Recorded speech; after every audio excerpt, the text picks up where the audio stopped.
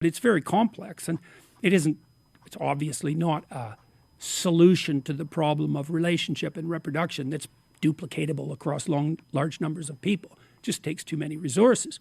Now, I do think we have to have an ideal at the center of every concept. But the ideal can't be too rigid, because people aren't perfect. In my own family, there's lots of people who are divorced. In lots of people's families, there are people who are gay. There are lots of people in unhappy marriages. Nobody attains the ideal.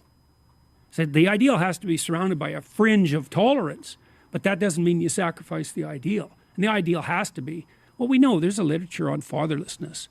It's a bloody catastrophe, fatherlessness, for obvious reasons.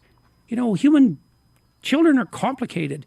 You think you can, maybe if you struggle madly as a single parent, you could do a decent job, and lots of single parents do, but you're asking a lot, for a woman to work 50 hours a week and then spend another 40 hours with her kids, and to do both of those optimally with no help.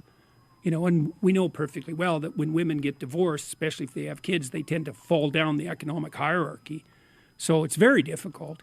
And that's the reality of many black women in the community.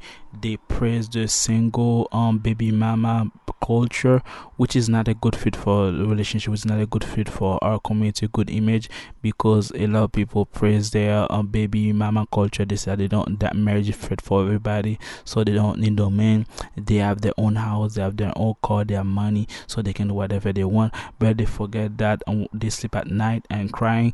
When they're sick, they have nobody to rely on, and then they crying, and then drink a lot, and then they are mentally disabled, and then they need help for themselves because they abuse their kids, turn their kids into the men that they hate, and then on top of that they think they can do everything. They become bitter, and then they disrespect men, and they have no structure, and then when they become 30 and 40, they become more disrespectful, and on top of that they blame men for everything and rely now on the men to bail them out at 30 or 40. That's why they're asking for 666s after they hit the wall, so the men can bail them out, which is very unfair for men, which been from very beginning work for everything they have, and then they divorce them and take half of the stuff, which is a genuine relationship, which is not fair for men. That's why men are bailing out and then they're going overseas.